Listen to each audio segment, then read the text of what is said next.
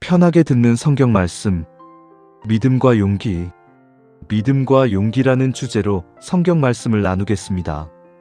믿음은 단순한 마음의 확신이 아니라 하나님을 신뢰하며 실제 행동으로 옮기는 용기입니다. 아브라함과 다윗 그리고 히브리서 11장을 통해 믿음이 삶을 어떻게 변화시키는지 묵상해 보겠습니다.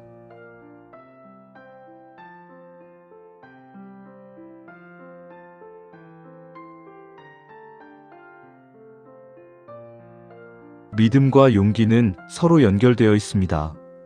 믿음이 있을 때 우리는 하나님이 약속하신 것을 붙들고 행동할 용기를 얻습니다. 히브리서 11장은 믿음으로 하나님께 기뻐받은 사람들의 사례를 보여주며 우리도 같은 믿음을 통해 어려움 속에서도 담대하게 나아갈 수 있음을 가르칩니다. 창세기 12장 1절부터 4절까지의 말씀을 묵상하겠습니다. 이 말씀은 구속사의 새로운 장이 열리는 놀라운 순간입니다. 한 사람의 순종이 어떻게 온 인류의 구원으로 이어지는지를 보여주는 귀한 말씀입니다. 마음을 열고 하나님의 음성에 귀를 기울여 보시기 바랍니다. 1절 여호와께서 아브람에게 이르시되 너는 너의 고향과 친척과 아버지의 집을 떠나 내가 내게 보여줄 땅으로 가라. 2절 내가 너로 큰 민족을 이루고 내게 복을 주어 내 이름을 창대하게 하리니 너는 복이 될지라.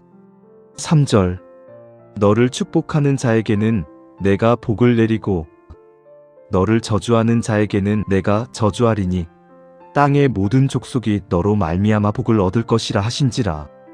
4절 이에 아브람이 여호와의 말씀을 따라갔고 롯도 그와 함께 갔으며 아브람이 하란을 떠날 때에 75세였더라.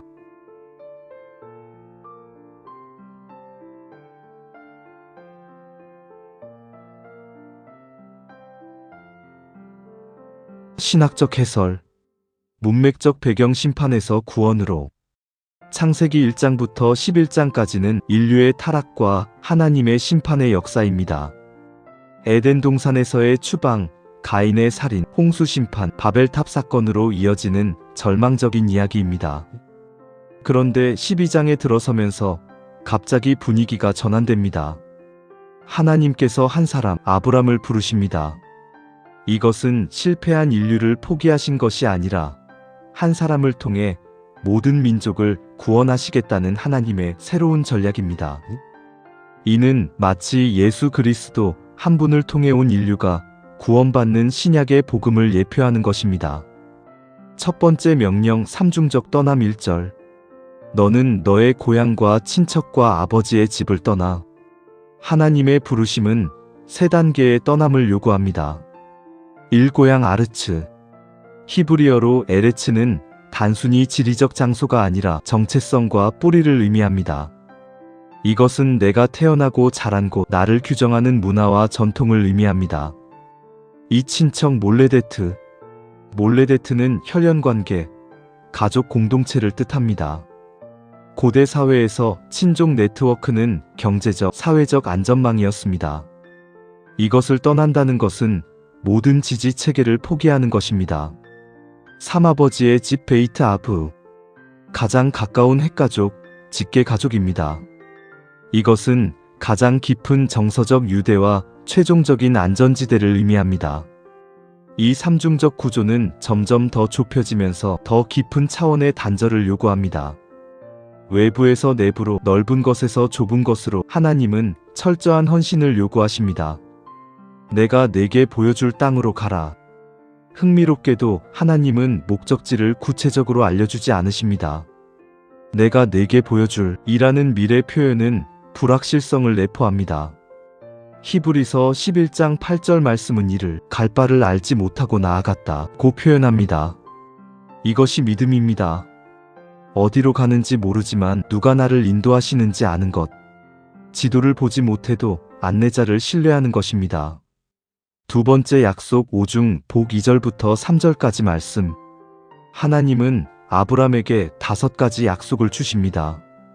첫 번째 약속 내가 너로 큰 민족을 이루고 히브리어 고이 가돌은 위대한 나라를 뜻합니다.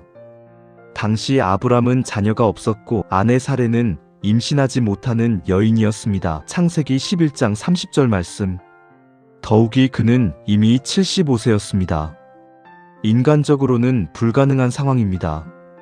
하지만 하나님은 불가능을 가능하게 하시는 분입니다.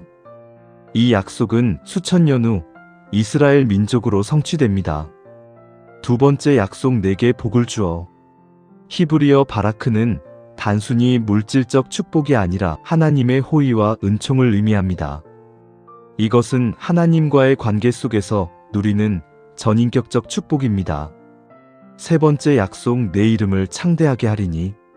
이름은 고대 근동에서 명성, 평판, 영향력을 의미했습니다. 바벨탑 사건에서 사람들은 우리 이름을 내자고 했지만 실패했습니다. 그러나 하나님께서 주시는 이름은 영원히 기억될 것입니다. 실제로 오늘날까지 아브라함의 이름은 유대교, 기독교, 이슬람교에서 믿음의 조상으로 존경받고 있습니다. 네 번째 약속 너는 복이 될지라. 히브리어 문법상 명령형입니다. 이것은 아브람이 단순히 복을 받는 수혜자가 아니라 복의 통로가 되어야 함을 의미합니다. 이것은 기독교 축복관의 핵심입니다. 우리가 복받는 이유는 다른 사람들을 축복하기 위함입니다. 베드로전서 2장 9절 말씀. 오직 너희는 어두운 데서 불러내어 기이한 빛에 들어가게 하신 이의 아름다운 덕을 선포하게 하려 하심이라. 다섯 번째 약속 땅의 모든 족속이 너로 말미암아 복을 얻을 것이라. 이것이 아브라함 언약의 절정입니다. 한 사람의 부르심이 온 인류의 구원으로 확장됩니다. 땅의 모든 족속은 히브리어로 콜 미시페오트 하아다마인데 이는 창세기 10장의 족보열국의 기원을 염두에 둔 표현입니다. 바벨탑 사건으로 흩어진 모든 민족들이 아브라함을 통해 다시 하나님께로 돌아올 것입니다. 갈라디아서 3장 8절은 이것을 하나님이 이방을 믿음으로 말미암아 의롭다 하시리라는 것을 성경이 미리 알고 먼저 아브라함에게 복음을 전하되 모든 이방인이 너로 말미암아 복을 받으리라 하였느니라 고 해석합니다. 예수 그리스도가 바로 아브라함의 자손으로 오셔서 이 약속을 성취하신 것입니다. 세 번째 보호 축복과 저주 3절 중반. 너를 축복하는 자에게는 내가 복을 내리고 너를 저주하는 자에게는 내가 저주하리니. 이것은 하나님의 보호 선언입니다. 아브람과 그의 후손을 대하는 태도가 곧 하나님을 대하는 태도입니다. 히브리어 문법을 보면 축복하는 자는 복수형 무바르케카, 저주하는 자는 단수형 무칼렐카. 이것은 아브람을 축복하는 자들이 많을 것이지만 저주하는 자는 소수일 것을 암시합니다. 또한 축복에는 강한 동사 바라크를 쓰고 저주에는 약한 동사 칼날경멸하다을 씀으로써 축복이 저주보다 우세함을 보여줍니다. 역사적으로 이스라엘을 축복한 나라들 페르시아의 고레스, 덴마크, 네덜란드 등은 번영했고 박해한 나라들 바벨론, 로마, 나치, 독일은 멸망했습니다. 네 번째 반응 즉각적 순종 4절. 이에 아브람이 여호와의 말씀을 따라갔고 히브리어 바예레크는 그리고 그가 갔다는 단순한 표현입니다. 질문도 토론도 망설임도 없습니다. 로마서 4장 20절은 믿음이 없어 하나님의 약속을 의심하지 않고 믿음으로 견고하여져서 하나님께 영광을 돌리며 라고 평가합니다. 이것이 진정한 믿음입니다. 하나님의 말씀을 듣고 의심하지 않고 즉시 순종하는 것. 롯도 그와 함께 갔으며 롯은 아브람의 조카입니다. 창세기 11장 27절부터 31절까지 말씀. 후에 롯은 아브람에게 문제가 되기도 하지만 창세기 13장 말씀. 여기서는 믿음의 여정에 동참하는 가족의 모습을 보여줍니다. 아브람이 하란을 떠날 때에 75세였더라. 75세는 새로운 시작을 하기에는 너무 늦은 나이입니다. 당시의 기대 수명을 고려하면 더욱 그렇습니다. 하지만 하나님의 시간표는 인간의 계산과 다릅니다. 이것은 우리에게 큰 위로를 줍니다. 하나님과 함께라면 늦은 것이 없습니다. 나이는 하나님 앞에서 장애물이 아닙니다. 하나님은 불가능한 상황을 통해 영광 받으십니다. 모세는 80세에 부르심을 받았고 출애굽기 7장 7절 말씀, 갈렙은 85세에 이 산지를 내게 주소서 라고 외쳤습니다. 구조적 분석 완전한 언약. 이 본문은 언약의 완전한 구조를 보여줍니다. 언약의 주체 여호와께서 하나님의 주권, 언약의 조건 떠나라, 가라, 인간의 순종, 언약의 내용 5가지 약속 하나님의 은혜, 언약의 보호 축복과 저주 하나님의 신실함, 언약의 성취 아브람이 따라갔고 믿음의 반응, 신약과의 연결. 이 본문은 신약 전체에서 반복적으로 인용되고 해석됩니다. 1복음의 예표. 갈라디아서 3장 8절 말씀.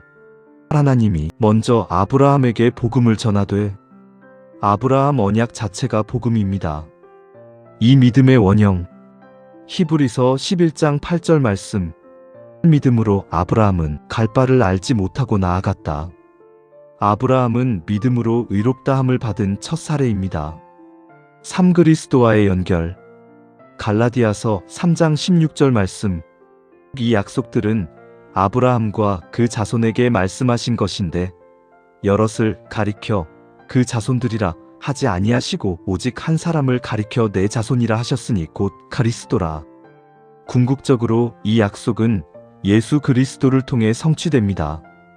사영적 자손의 확장. 로마서 4장 16절 말씀. 그러므로 상속자가 되는 것이 은혜에 속하기 위하여 믿음으로 되나니 이는 그 약속을 그 모든 후손에게 굳게 하려 하심이라. 모든 믿는 자가 아브라함의 영적 자손입니다. 적용과 묵상. 현대적 적용. 떠남의 부르심. 현대인들에게 하나님은 여전히 떠나라고 말씀하십니다. 물질주의로부터의 떠남. 너희가 하나님과 재물을 겸하여 섬기지 못하느니라. 마태복음 6장 24절 말씀. 세속적 가치관으로부터의 떠남. 이 세대를 본받지 말고. 로마서 12장 2절 말씀. 죄된 습관으로부터의 떠남. 묵은 누룩을 내버리라. 고린도전서 5장 7절 말씀. 부정한 방법으로 성공하려는 유혹을 떠나기. SNS에 중독된 삶에서 떠나기. 불건전한 인간관계에서 떠나기. 안전지대에 안주하려는 마음에서 떠나기. 이 불확실성 속의 믿음. 아브람처럼 우리도 종종 목적지를 모른 채 걸어가야 합니다. 진로를 결정할 때, 결혼을 앞두고 있을 때, 새로운 사역을 시작할 때, 직장을 옮겨야 할 때, 건강 문제로 불안할 때, 중요한 것은 어디로 가는가가 아니라 누가 나를 인도하시는가입니다. 삼복의 통로가 되기. 너는 복이 될지라는 명령은 오늘날 그리스도인들에게도 적용됩니다. 가정에서 가족들에게 축복을 선포하고 기도해주는 자, 직장에서 동료들에게 긍정적 영향을 끼치는 자, 교회에서 다른 성도들을 격려하고 세워주는 자, 사회에서 이웃을 섬기고 약자를 돕는 자. 우리가 받은 복은 우리에게 머물러서는 안 됩니다. 흘러가야 합니다. 사나이는 장애물이 아니다. 75세에 시작한 아브람의 이야기는 우리에게 말합니다. 하나님과 함께라면 늦은 것이 없습니다. 인생의 후반부도 새로운 시작이 될 수 있습니다. 하나님은 우리의 나이, 능력, 한계를 초월하여 일하십니다. 은퇴 후에 선교사로 나가는 분들, 중년에 새로운 사역을 시작하는 분들, 노년에도 멘토링과 기도로 섬기는 분들, 교회 공동체에서의 적용. 선교적 사명. 땅의 모든 족속이 너로 말미암아 복을 얻을 것이라는 교회의 선교적 사명입니다. 지역 사회를 섬기는 교회, 다문화 가정을 품는 교회, 해외 선교를 후원하고 기도하는 교회, 모든 민족에게 복음을 전하는 교회. 이 믿음의 공동체. 아브람처럼 교회는 하나님의 부르심에 응답하는 믿음의 공동체입니다. 말씀에 순종하는 교회, 세상과 구별되는 거룩한 교회, 하나님의 약속을 붙잡고 나아가는 교회, 불확실한 미래를 두려워하지 않는 교회, 3세대를 아우르는 축복. 롯이 함께 갔던 것처럼 교회는 세대를 연결하는 곳입니다. 신앙의 유산을 다음 세대에 전수하기, 청년들을 믿음의 여정에 동참하도록 격려하기, 어린이들에게 하나님의 이야기를 들려주기, 개인 영성에서의 적용, 일매일의 순종. 아브람의 순종은 이례적 결단이 아니라 매일의 여정이었습니다. 매일 말씀 앞에 서기, 매일 하나님의 인도하심을 구하기, 매일 작은 순종들을 실천하기, 매일 믿음으로 한 걸음씩 나아가기. 이 물질관의 변화. 아브람은 모든 것을 버리고 떠났습니다. 소유가 아닌 청지기 정신, 축적이 아닌 나눔의 삶, 재물에 대한 집착에서 자유로워지기, 하나님의 공급하심을 신뢰하기, 삼관계의 우선순위.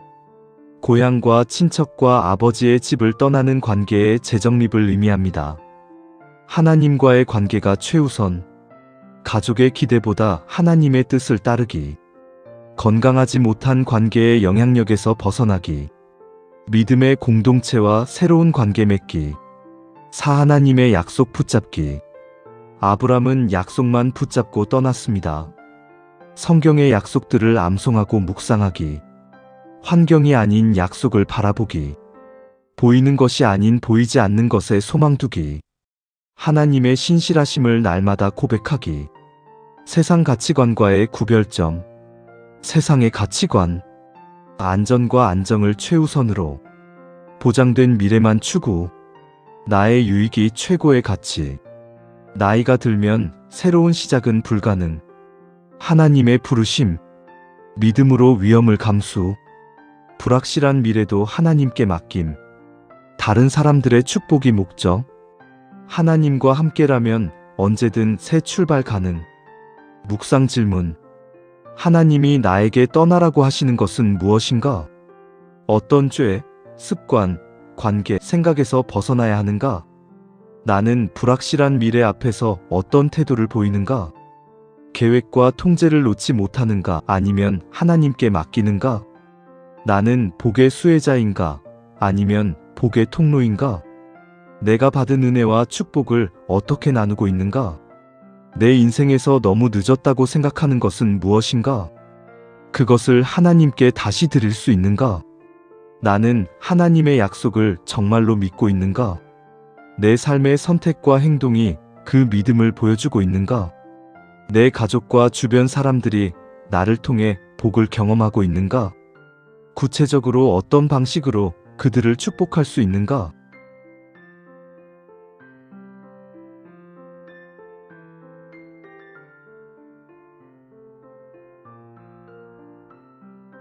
마무리 기도.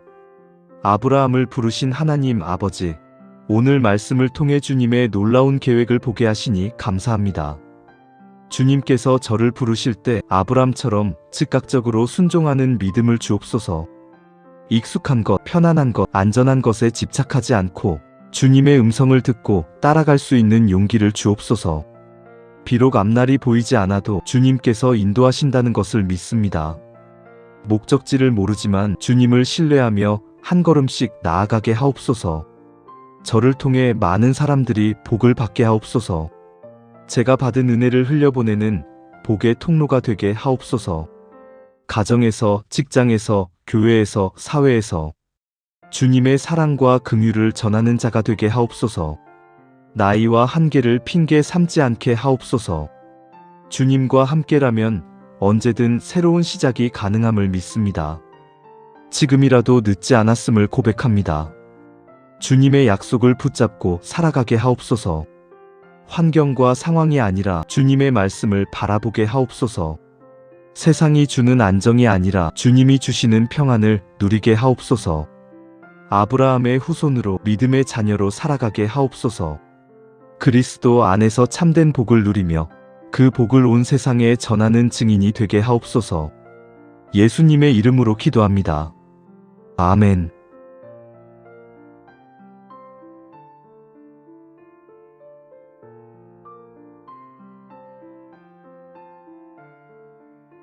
하나님의 부르심은 오늘도 계속됩니다. 떠나라. 그리고 내가 내게 보여줄 땅으로 가라. 보이지 않는 미래를 향한 믿음의 발걸음. 그것이 우리를 복의 통로로 만들고 많은 이들에게 생명을 전하는 축복의 근원이 되게 합니다. 오늘도 하나님의 음성에 귀 기울이며 순종으로 한 걸음 나아가는 복된 하루 되시길 바랍니다. 땅의 모든 족속이 그리스도로 말미암아 복을 받는 그날까지 우리 모두 믿음의 여정을 힘차게 걸어갑시다.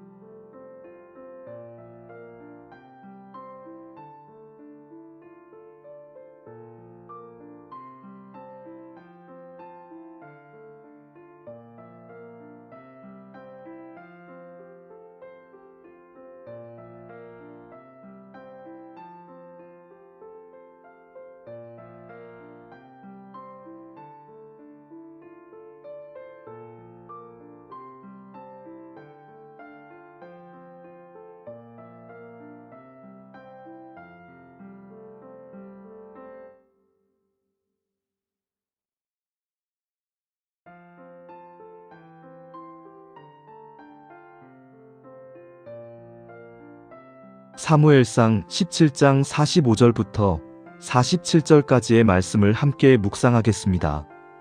소년 다윗이 거인 골리앗 앞에서 선포한 이 놀라운 신앙 고백은 인간의 힘이 아닌 하나님의 이름으로 싸우는 영적 전쟁의 원리를 보여주는 귀한 말씀입니다. 마음을 열고 하나님의 음성에 귀를 기울여 보시기 바랍니다. 45절. 다윗이 블레셋 사람에게 이르되 너는 칼과 창과 단창으로 내게 나아오거니와 나는 만군의 여호와의 이름 곧 내가 모욕하는 이스라엘 군대의 하나님의 이름으로 내게 나아가노라. 46절. 오늘 여호와께서 너를 내 손에 넘기시리니 내가 너를 쳐서 내 목을 베고 블레셋 군대의 시체를 오늘 공중의 새와 땅의 들짐승에게 주어 온 땅으로 이스라엘의 하나님이 계신 줄 알게 하겠고. 47절. 또 여호와의 구원하심이 칼과 창에 있지 아니함을 이 무리에게 알게 하리라. 전쟁은 여호와께 속한 것인즉 그가 너희를 우리 손에 넘기시리라.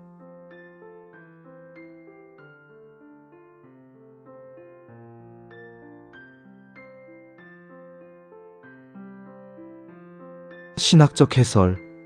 문맥적 배경 불가능한 대결. 사무엘상 17장은 이스라엘과 블레셋의 대치 상황을 배경으로 합니다.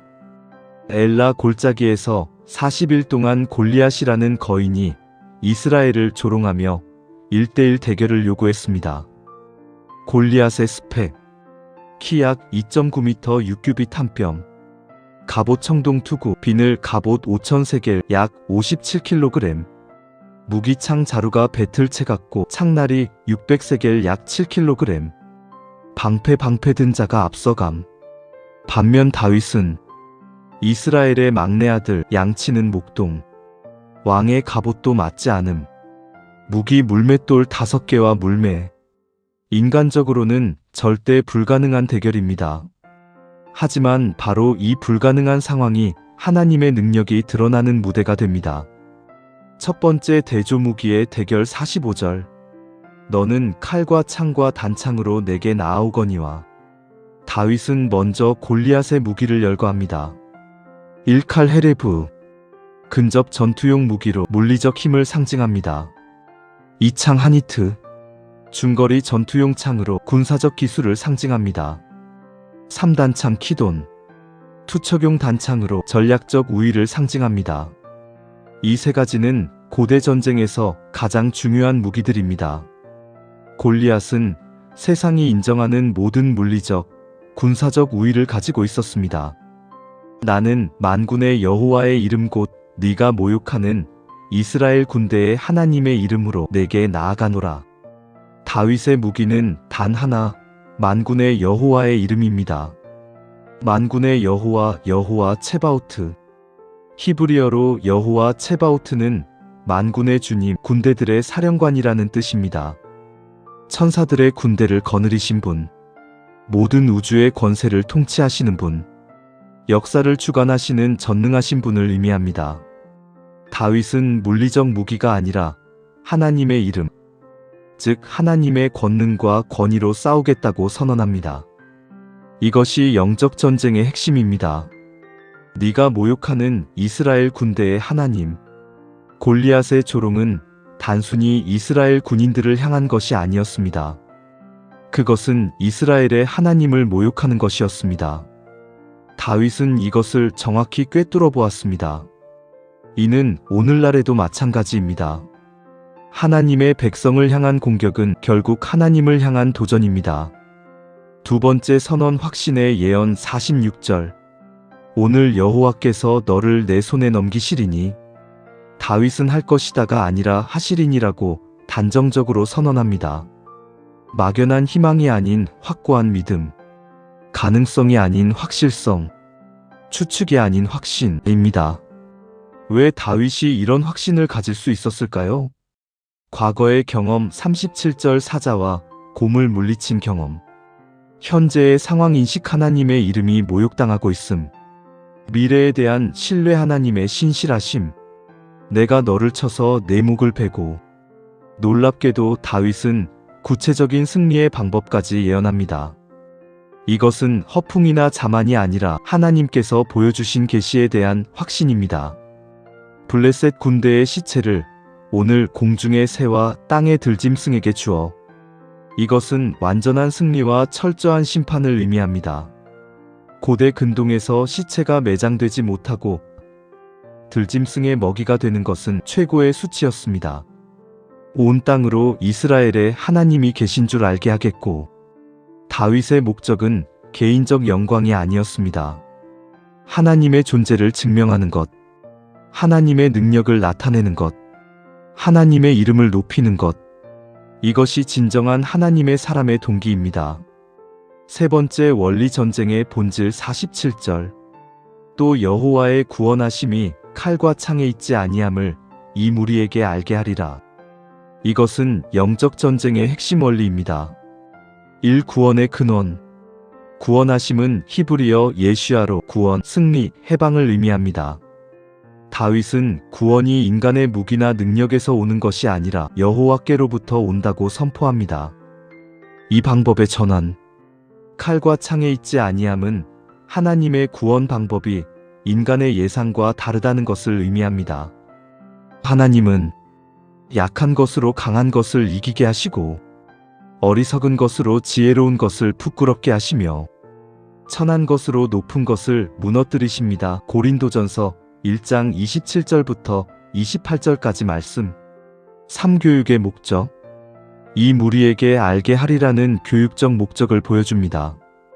이 전투는 단순한 승리가 아니라 이스라엘 군대에게 하나님 신뢰의 회복, 블레셋 군대에게 하나님 권능의 증명, 온 세상에게 하나님 존재의 선포.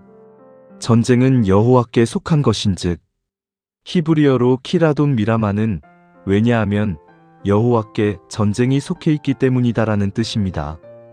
이것은 역사의 주권이 하나님께 있음을 선언합니다. 출애굽기 14장 14절 말씀. 여호와께서 너희를 위하여 싸우시리니. 신명기 3장 22절 말씀. 너희 하나님 여호와 그가 너희를 위하여 싸우시리라. 역대하 20장 15절 말씀. 이 전쟁은 너희의 것이 아니요 하나님의 것이니라. 그가 너희를 우리 손에 넘기시리라. 다시 한번 확신에 찬 선언입니다. 다윗은 자신이 이기는 것이 아니라 하나님께서 승리를 주신다는 것을 분명히 합니다. 구조적 분석 3중적 대조. 이 본문은 완벽한 대조 구조를 이룹니다. 1무기의 대조 45절. 골리앗 칼, 창, 단창 물리적 무기. 다윗 여호와의 이름 영적 무기. 이 주체의 대조 46절. 골리앗 내게 나아오거니와 인간의 힘. 다윗 여호와께서 넘기시리니 하나님의 능력. 3목적의 대조 46절부터 47절까지 말씀. 골리앗 개인적 영광, 적의 굴복. 다윗 하나님의 영광, 진리의 증명. 신학적 주제들. 1. 이름 신학. 여호와의 이름으로는 단순한 구호가 아닙니다. 고대 근동에서 이름은 그 존재의 본질과 권능을 나타냈습니다. 하나님의 이름으로 나아간다는 것은 하나님의 권위를 의지함, 하나님의 능력을 신뢰함, 하나님의 목적을 위해 행동함. 이 약자를 통한 역사. 하나님은 의도적으로 약한 자를 선택하십니다. 이삭 약속의 자녀, 야곱 둘째 아들, 요셉 노예, 모세 말더듬이, 기드온 가장 약한 지파의 가장 작은 자, 다윗 막내 아들. 이는 모든 영광이 하나님께 돌아가게 하기 위함입니다. 산믿음과 행동의 조화. 다윗은 믿음만 가진 것이 아니라 행동했습니다. 물맷돌을 준비하고 골리앗에게 달려가고 정확히 조준하여 던졌습니다. 믿음은 행동 없이는 죽은 것입니다. 야고보서 2장 26절 말씀. 신약과의 연결.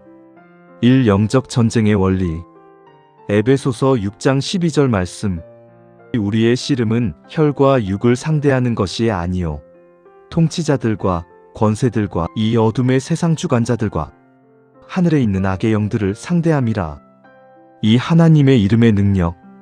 빌립보서 2장 9절부터 10절까지 말씀. 이러므로 하나님이 그를 지극히 높여 모든 이름 위에 뛰어난 이름을 주사 하늘에 있는 자들과 땅에 있는 자들과 땅 아래에 있는 자들로 모든 무릎을 예수의 이름에 꿇게 하시고 삼약한 것을 통한 능력. 고린도후서 12장 9절부터 10절까지 말씀. 내 은혜가 내게 족하도다. 이는 내 능력이 약한 데서 온전하여짐이라. 그러므로 도리어 크게 기뻐함으로 나의 여러 약한 것들에 대하여 자랑하리니 이는 그리스도의 능력이 내게 머물게 하려 함이라. 적용과 묵상. 현대적 적용. 1. 영적 전쟁의 실제. 현대 그리스도인들이 직면하는 골리앗들. 물질주의와 성공지상주의, 세속적 가치관과 상대주의, 죄의 유혹과 중독, 두려움과 불안, 관계의 갈등과 상처, 건강과 경제적 위기. 이런 거인들 앞에서 우리의 무기는 하나님의 말씀. 에베소서 6장 17절 말씀. 기도. 에베소서 6장 18절 말씀. 믿음. 에베소서 6장 16절 말씀. 예수 그리스도의 이름. 빌립보서 2장 10절 말씀. 이 이름으로 사는 삶. 직장에서 부정한 방법으로 성공하라는 압력 앞에서 예수의 이름으로 나는 정직하게 일하겠습니다. 관계에서 복수하고 싶은 마음이 들 때 예수의 이름으로 나는 용서하겠습니다. 유혹 앞에서 죄로 이끄는 상황에서 예수의 이름으로 나는 거룩을 선택하겠습니다. 삼목적 의식. 온 땅으로 하나님이 계신 줄 알게 하겠고 우리의 삶의 목적도 마찬가지입니다. 내 성공이 아닌 하나님의 영광, 내 명예가 아닌 하나님의 이름, 내 만족이 아닌 하나님의 기쁨. 직장에서의 탁월함으로, 가정에서의 사랑으로, 사회에서의 섬김으로, 어려움 속에서의 신뢰로 나타납니다. 불가능한 상황 앞에서 현대인들이 직면하는 불가능들. 치유 불가능해 보이는 질병, 해결 불가능해 보이는 재정 문제, 회복 불가능해 보이는 관계, 극복 불가능해 보이는 중독, 변화 불가능해 보이는 상황. 다윗의 고백. 여호와의 구원하심이 칼과 창에 있지 아니함. 우리의 고백. 하나님의 구원하심이 돈과 권력에 있지 아니하고 학벌과 배경에 있지 아니하며 인맥과 능력에 있지 아니함. 교회 공동체에서의 적용.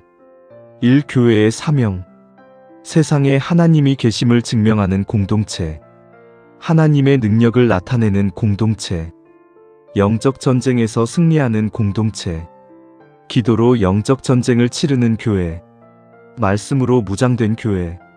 성령의 능력을 의지하는 교회. 세상의 방법이 아닌 하나님의 방법을 따르는 교회. 이 리더십의 본질. 다윗이 보여준 리더십. 하나님의 이름을 의지하는 리더십. 개인의 영광이 아닌 하나님의 영광을 구하는 리더십. 불가능 앞에서도 믿음으로 나아가는 리더십. 과거의 경험을 통해 현재의 믿음을 키우는 리더십.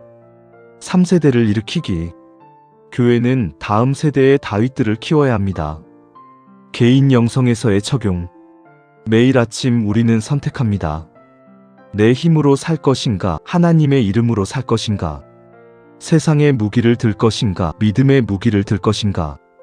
내 영광을 구할 것인가, 하나님의 영광을 구할 것인가?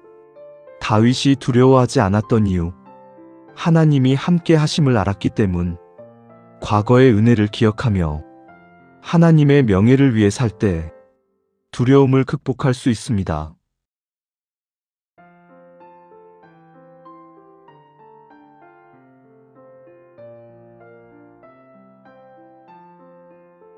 실천적 적용. 일아침 선포. 매일 아침 선포하기. 오늘 내가 직면할 모든 상황들 앞에서 나는 내 힘이 아닌 예수 그리스도의 이름으로 나아갑니다. 전쟁은 주님께 속한 것이기에 나는 주님의 승리를 신뢰합니다. 이 문제 앞에서의 질문. 어려움이 닥칠 때 이 상황이 하나님의 이름을 모욕하고 있는가? 내가 할 수 있는 것은 무엇인가? 물맷돌 준비. 하나님께서 하실 일은 무엇인가? 승리 주심. 이 상황을 통해 하나님의 영광이 어떻게 드러날 것인가? 삼승리의 귀속. 성공이나 승리가 있을 때 즉시 하나님께 영광 돌리기. 여호와께서 행하신 것입니다 라고 고백하기. 교만하지 않고 겸손하게 은혜 인정하기. 사작은 골리앗 물리치기. 일상의 작은 유혹들을 하나님의 이름으로 물리치기. 작은 거짓말, 작은 부정직함을 거부하기. 작은 불의, 작은 타협을 피하기. 이런 작은 승리들이 큰 믿음을 키웁니다. 세상 가치관과의 구별점. 세상의 가르침. 더 강해져야 이긴다. 더 많은 무기자원, 인맥, 돈가 필요하다. 약점은 숨겨야 한다. 개인의 영광을 추구하라. 하나님의 원리. 하나님과 함께하면 약해도 이긴다. 하나님의 이름이면 충분하다. 약함을 인정할 때 하나님의 능력이 나타난다. 하나님의 영광을 추구하라. 간증과 적용 사례. 사례 1. 직장에서의 다윗. 불의한 제안을 거절했을 때 불이익을 당할 것 같았지만 예수님의 이름으로 정직을 선택합니다라고 고백하고 거절했습니다. 결국 그 정직함이 인정받아 더 큰 책임을 맡게 되었습니다. 사례 2. 질병과의 싸움. 의사는 완치가 어렵다고 했지만 여호와의 구원하심이 의학에만 있지 아니함을 고백하며 기도했습니다. 하나님께서 의학도 사용하시지만 의학을 넘어서는 치유도 주셨습니다. 사례 3. 관계 회복. 인간적으로는 회복 불가능해 보이는 관계였지만 하나님께서 하실 것을 믿습니다라고 고백하며 먼저 용서하고 화해의 손을 내밀었습니다. 기적적으로 관계가 회복되었습니다. 묵상 질문. 내가 직면한 골리앗은 무엇인가? 어떤 문제, 두려움, 장애물이 나를 위협하고 있는가? 나는 무엇을 의지하여 싸우고 있는가? 내 능력인가? 아니면 하나님의 이름인가? 내 삶의 목적은 무엇인가? 내 영광인가? 하나님의 영광인가?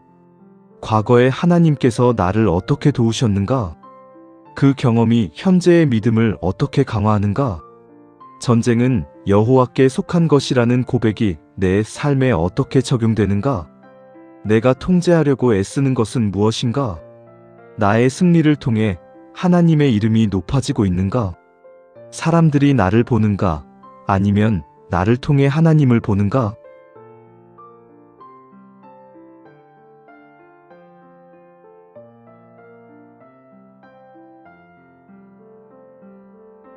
마무리 기도. 만군의 여호와 하나님, 주님의 이름이 모든 이름 위에 뛰어나심을 고백합니다. 오늘 제가 직면한 모든 골리앗들 앞에서 주님의 이름으로 나아가는 용기를 주옵소서. 내 힘, 내 능력, 내 지혜를 의지하지 않고 오직 주님의 이름과 능력만을 신뢰하게 하옵소서. 제 삶의 목적이 제 영광이 아닌 주님의 영광이 되게 하옵소서. 사람들이 저를 통해 하나님이 계신 줄 알게 하옵소서. 주님께서 칼과 창으로 구원하지 아니하심을 믿습니다. 세상의 방법이 아닌 주님의 방법을 따르게 하옵소서. 전쟁은 주님께 속한 것임을 고백합니다. 제가 통제하려 하지 않고 주님께 맡기게 하옵소서. 다윗처럼 과거의 은혜를 기억하며 현재의 도전 앞에서 담대하게 하옵소서. 약할 때 주님께서 강하게 하심을 믿습니다. 제 약함을 통해 주님의 능력이 온전히 나타나게 하옵소서. 오늘도 주님의 이름으로 승리하게 하옵소서. 모든 영광을 주님께만 돌리게 하옵소서.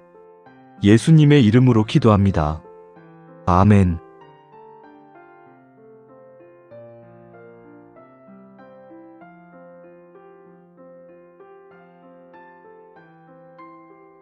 세상은 칼과 창으로 싸우지만 우리는 만군의 여호와의 이름으로 싸웁니다. 전쟁은 여호와께 속한 것입니다. 승리도 여호와께 속한 것입니다. 오늘도 예수 그리스도의 이름으로 당신 앞에 모든 골리앗을 물리치시기 바랍니다. 약할 때 강하게 하시는 하나님, 불가능을 가능케 하시는 하나님을 신뢰하며 담대히 나아가는 복된 하루 되시길 바랍니다. 하나님께 속한 승리가 당신과 함께 하시기를 축복합니다.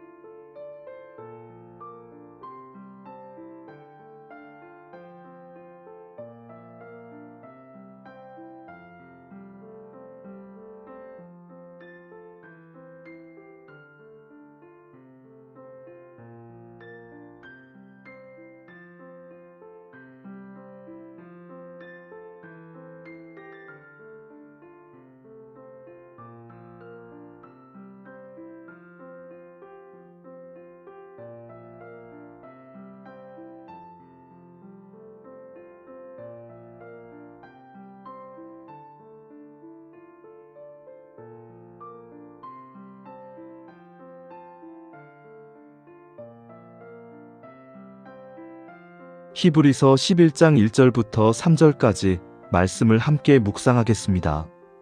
믿음의 장이라 불리는 히브리서 11장의 서론으로 믿음의 본질과 능력을 명확하게 정의하는 귀한 말씀입니다. 보이지 않는 것을 믿으며 살아가야 하는 우리에게 확실한 기초를 제공합니다.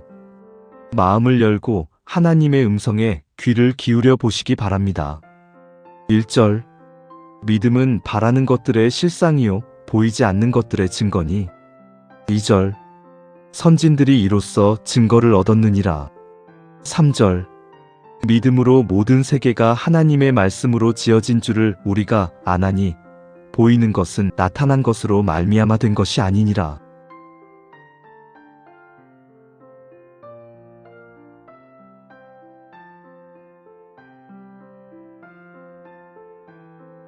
신학적 해설, 문맥적 배경 박해 속의 신앙 공동체.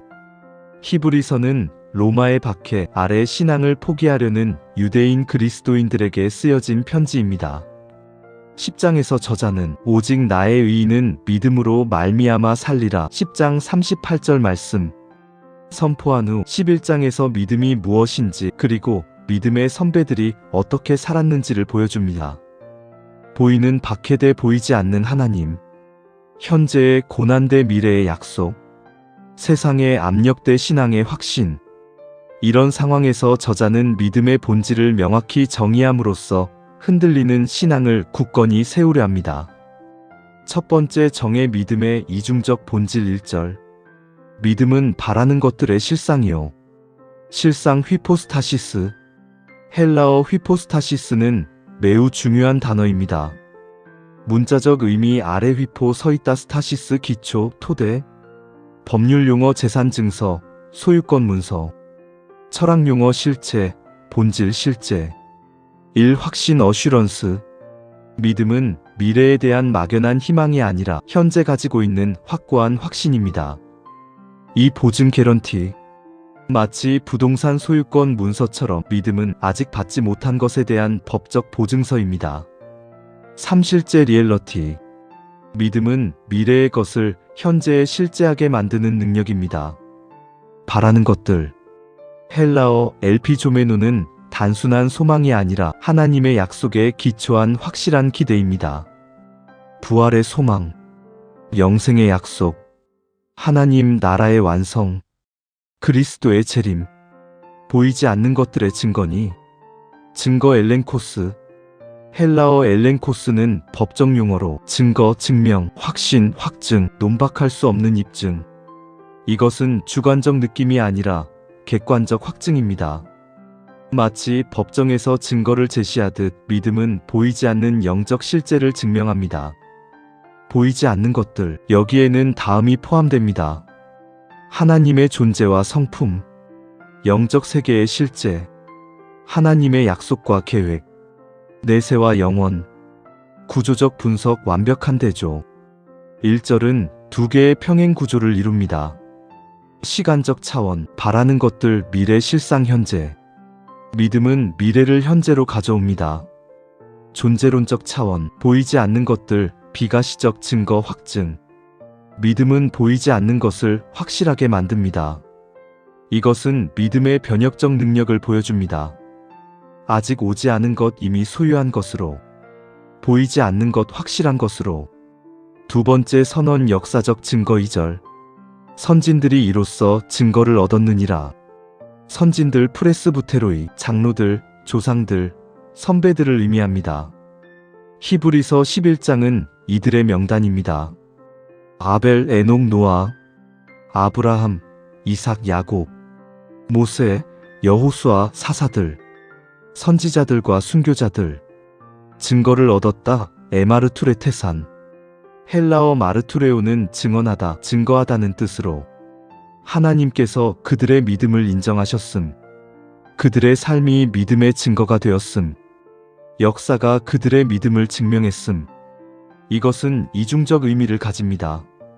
하나님의 인정, 하나님께서 그들의 믿음을 보시고 인정하셨습니다. 역사의 증언, 그들의 삶이 후대에게 믿음의 본이 되었습니다. 중요한 신학적 포인트. 그들은 완벽해서가 아니라 믿음으로 의롭다함을 받았습니다. 히브리서 11장의 인물들은 아브라함 2번이나 아내를 누이라고 거짓말, 야곱 형을 속이고 장자권 탈취, 모세 살인을 저지름, 다윗 간음과 살인. 하지만 그들의 믿음이 그들을 이롭게 했습니다. 3번째 적용 창조의 믿음 3절. 믿음으로 모든 세계가 하나님의 말씀으로 지어진 줄을 우리가 아나니. 왜 창조로 시작하는가? 저자는 믿음의 예를 아벨사절부터 시작하기 전에 먼저 창조를 언급합니다. 이유는 믿음의 출발점. 모든 믿음은 하나님이 창조주라는 인식에서 시작됩니다. 히브리서 11장 6절 말씀. 하나님께 나아가는 자는 반드시 그가 계신 것과 보이지 않는 것에 대한 믿음. 창조는 우리가 직접 목격하지 못한 사건입니다. 이것을 믿는 것 자체가 믿음의 훈련입니다. 하나님 말씀의 능력. 창조는 하나님의 말씀이 얼마나 강력한지를 보여주는 궁극적 증거입니다. 모든 세계 투스 아이오나스. 헬라어로 아이오는 시간적 영원 시대, 공간적 우주 세계, 즉 시간과 공간 모두가 하나님께서 창조하신 것입니다. 하나님의 말씀으로 레마티데우. 창세기 1장에 하나님이 이르시되를 반영합니다. 말씀만으로 천지를 창조하신 능력. 빛이 있으라 빛이 생김. 문어싱에서 유섬싱을 창조하심. 시편 33장 6절 말씀. 여호와의 말씀으로 하늘이 지음이 되었으며 그 만상을 그의 입기운으로 이루었도다. 보이는 것은 나타난 것으로 말미암아 된 것이 아니니라. 이것은 매우 심오한 진리입니다. 물질의 기원에 대한 두 가지 견해. 1. 세속적 견해. 물질에서 물질이 나옴. 빅뱅 이론 초기 물질의 폭발. 진화론 기존 물질의 변화. 2. 성경적 견해. 비물질 하나님의 말씀에서 물질이 나옴. 창조 이전에는 물질이 없었음. 하나님의 초월적 능력으로 무에서 유를 창조. 로마서 4장 17절 말씀. 하나님은 없는 것을 있는 것으로 부르시는 이시니라. 이것은 물질주의 머티리얼리즘을 정면으로 부정합니다. 물질이 궁극적 실제가 아니라 영적 실제 하나님의 말씀과 물질보다 우선합니다. 세 구절의 논리적 흐름. 저자는 완벽한 논리 구조를 제시합니다. 1절 믿음의 정의. 무엇을 믿을 것인가? 바라는 것, 보이지 않는 것. 믿음이란 무엇인가? 실상, 증거. 2절 믿음의 검증. 이것이 정말 작동하는가? 선진들이 증명함. 역사적 증거 제시. 3절 믿음의 적용. 우리는 무엇을 믿는가? 하나님의 창조. 가장 기본적이고 근본적인 믿음. 신학적 주제들. 1. 믿음과 확신. 믿음은 맹목적 도약이 아니라 확실한 토대 위에 선 확신입니다. 감정적 느낌이 아닌 객관적 실제. 희망적 생각이 아닌 확고한 확신. 가능성이 아닌 확실성. 이 믿음과 증거. 믿음은 증거가 없는 것을 믿는 것이 아니라 보이지 않는 증거를 확신하는 것입니다. 과학적 증거 실험, 관찰. 역사적 증거 선진들의 삶. 영적 증거 성령의 내적 확증. 3. 믿음과 현실. 믿음은 현실 도피가 아니라 더 깊은 현실 인식입니다. 표면적 현실 보이는 것. 궁극적 현실 보이지 않는 것. 4. 말씀과 창조. 하나님의 말씀은 창조의 도구. 유지의 능력 히브리서 1장 3절 말씀. 변화의 힘 로마서 1장 16절 말씀. 신약의 다른 구절들과의 연결. 1. 믿음의 본질. 고린도후서 5장 7절 말씀. 우리가 믿음으로 행하고 보는 것으로 행하지 아니함이로라. 고린도후서 4장 18절 말씀. 우리가 주목하는 것은 보이는 것이 아니요 보이지 않는 것이니. 이 말씀의 능력.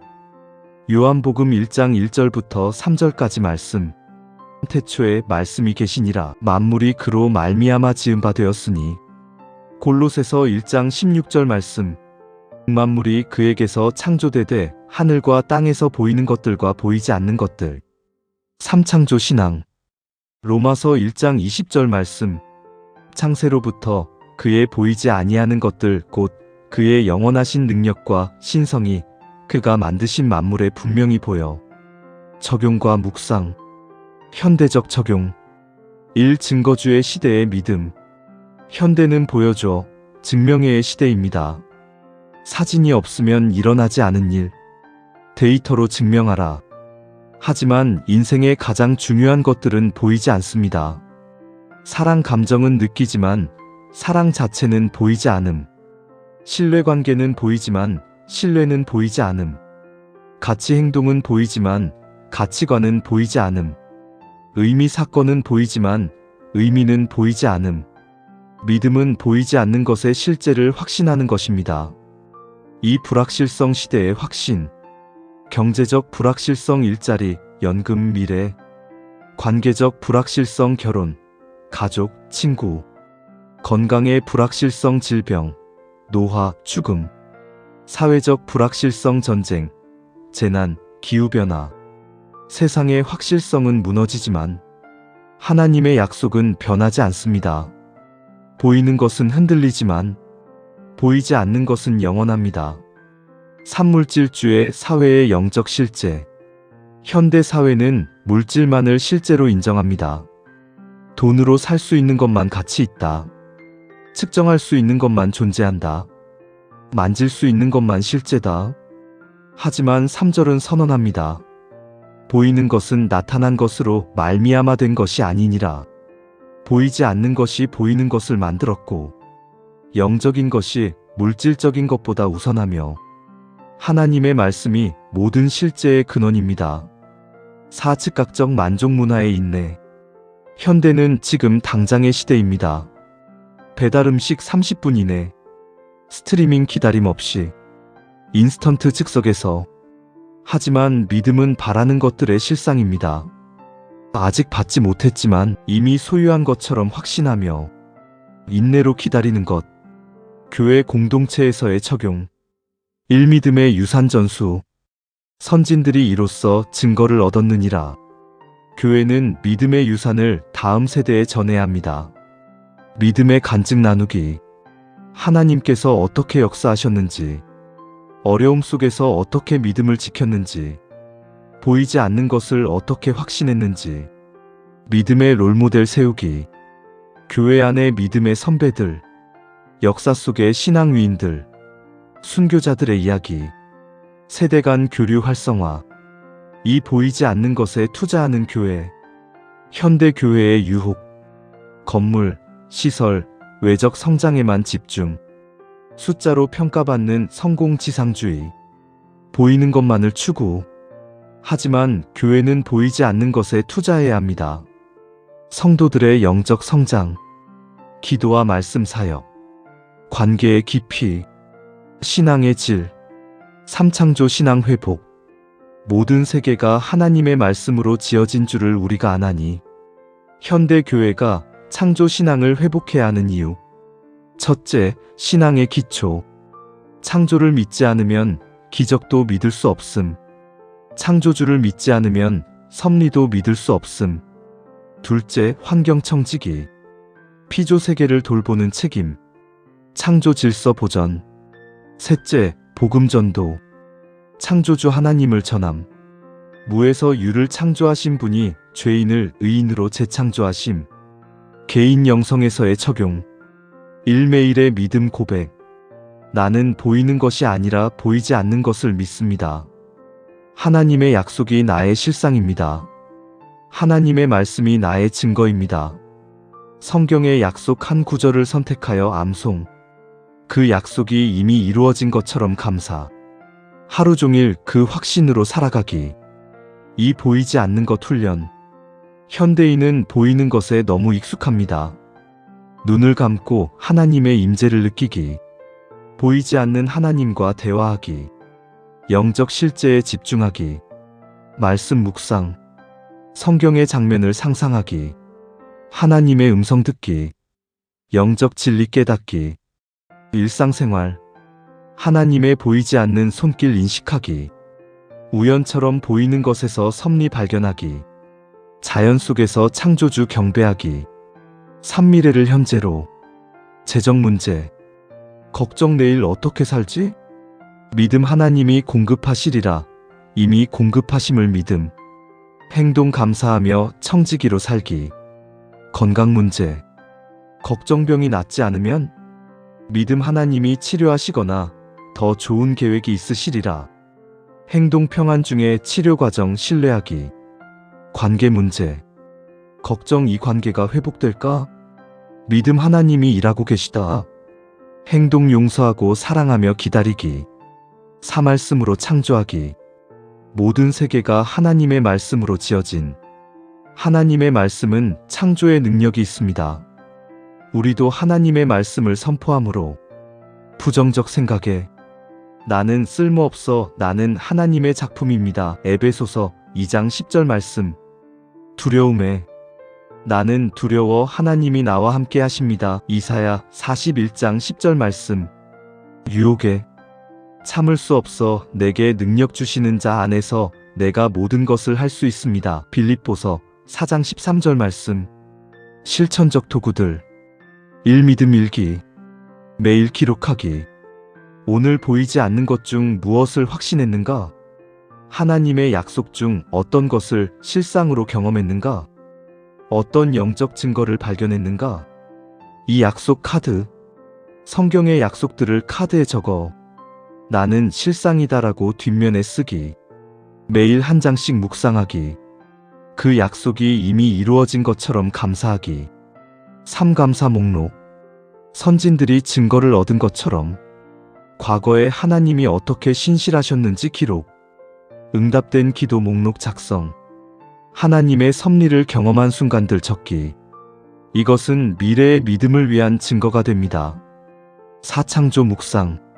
자연을 보며 이것이 하나님의 말씀으로 지어졌다고 고백. 창조주의 위대하심 경배. 무에서 유를 창조하신 능력 찬양. 세상 가치관과의 구별점. 세상의 가치관.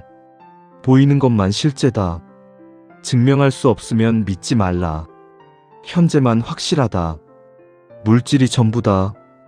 믿음의 가치관. 보이지 않는 것이 더 실제적이다. 증거는 영적으로 확증된다. 미래가 현재를 규정한다. 영적인 것이 물질보다 우선한다. 묵상 질문. 내 삶에서 바라는 것들은 무엇인가? 그것을 이미 실상으로 확신하고 있는가?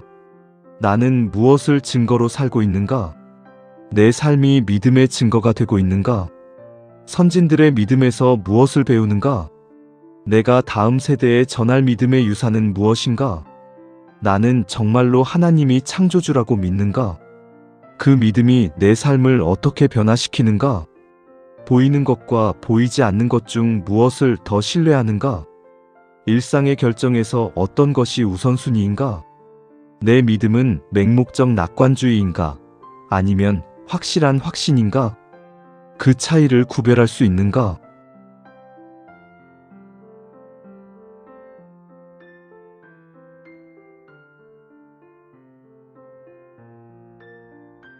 마무리 기도. 모든 믿음의 주요 온전하게 하시는 이인 예수님, 주님께서 보이지 않는 하나님을 우리에게 보여주셔서 감사합니다. 오늘 말씀을 통해 믿음이 무엇인지 깨닫게 하시니 감사합니다. 제가 바라는 것들을 이미 소유한 것처럼 확신하게 하옵소서. 아직 보지 못했지만 이미 확실한 것처럼 살게 하옵소서. 보이는 것에 흔들리지 않고 보이지 않는 영원한 것에 소망을 두게 하옵소서. 선진들처럼 믿음으로 증거를 얻게 하옵소서. 제 삶이 다음 세대에게 믿음의 본이 되게 하옵소서. 주님께서 말씀으로 천지를 창조하신 것을 믿습니다. 그 말씀으로 제 삶도 새롭게 창조해 주옵소서. 보이는 것이 전부가 아님을 알게 하시고 영적 실제를 더욱 분명히 보게 하옵소서. 믿음으로 사는 것이 무엇인지 매일 배우게 하시고 주님의 약속을 붙잡고 흔들리지 않게 하옵소서. 물질에 속지 않고 영원한 것을 추구하게 하시며 이 땅의 것이 아닌 하늘의 것을 바라보게 하옵소서. 믿음으로 승리하는 삶을 살게 하옵소서. 예수님의 이름으로 기도합니다. 아멘.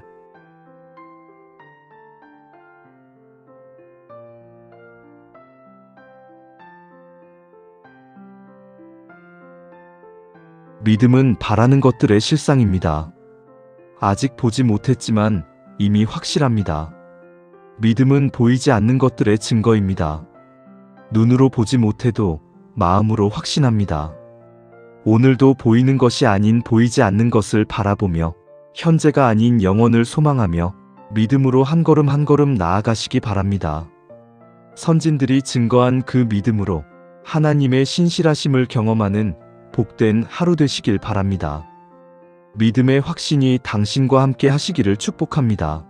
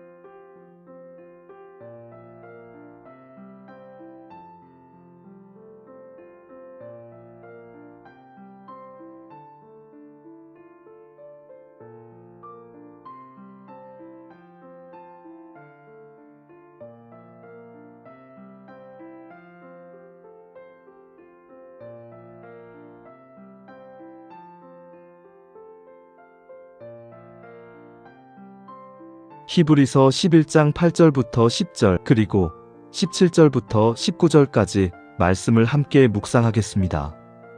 믿음의 조상 아브라함의 삶을 통해 참된 믿음이 무엇인지를 보여주는 귀한 말씀입니다.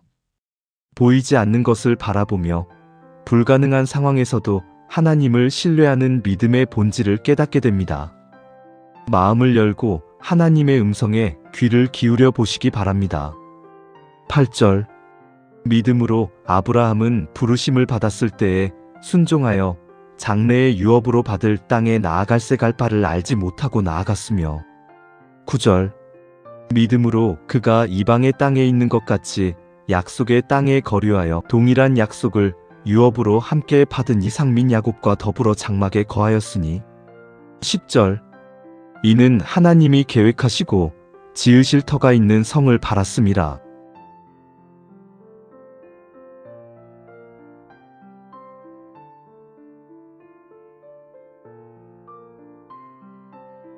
(17절) 아브라함은 시험을 받을 때에 믿음으로 이삭을 드렸으니 그는 약속들을 받은 자로 돼 그 외아들을 드렸느니라.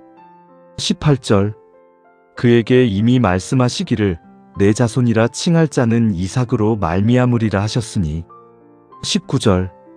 그가 하나님이 능히 이삭을 죽은 자 가운데서 다시 살리실 줄로 생각한지라 비유컨대 그를 죽은 자 가운데서 도로 받은 것이니라.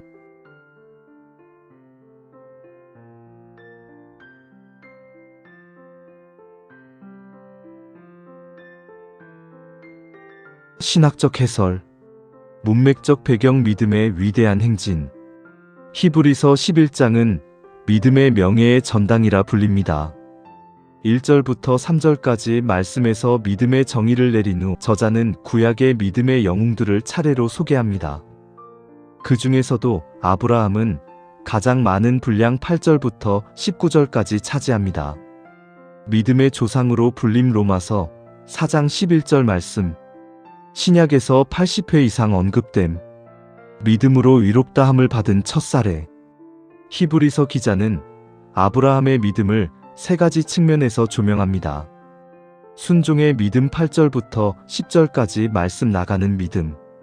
인내의 믿음 11절부터 16절까지 말씀 기다리는 믿음. 헌신의 믿음 17절부터 19절까지 말씀드리는 믿음. 첫 번째 부분 순종의 믿음 8절부터 10절까지 말씀. 첫 번째 특징 즉각적 순종 8절. 믿음으로 아브라함은 부르심을 받았을 때에 순종하여. 믿음으로 피스테이. 헬라어 피스테이는 히브리서 11장에서 반복되는 구조입니다. 18의 사용. 이것은 강조법으로 모든 행동의 동기와 능력이 믿음에서 나옴을 보여줍니다. 부르심을 받았을 때. 이것은 창세기 12장 1절의 사건을 가리킵니다. 아브라함이 찾은 것이 아니라 하나님이 부르심. 일방적이고 주권적인 부르심. 인간의 공로나 자격과 무관. 순종하여 휘페쿠센. 헬라어 휘파쿠오는 아래 휘포 듣다 쿠오 아래에서 듣다. 즉 복종하다는 뜻입니다. 단순한 동의가 아닌 행동으로의 옮김. 질문 없는 순종, 즉각적인 반응. 장래의 유업으로 받을 땅에 나아갈새. 장래의 유업. 헬라어 클레로노미아는 상속 재산을 의미합니다.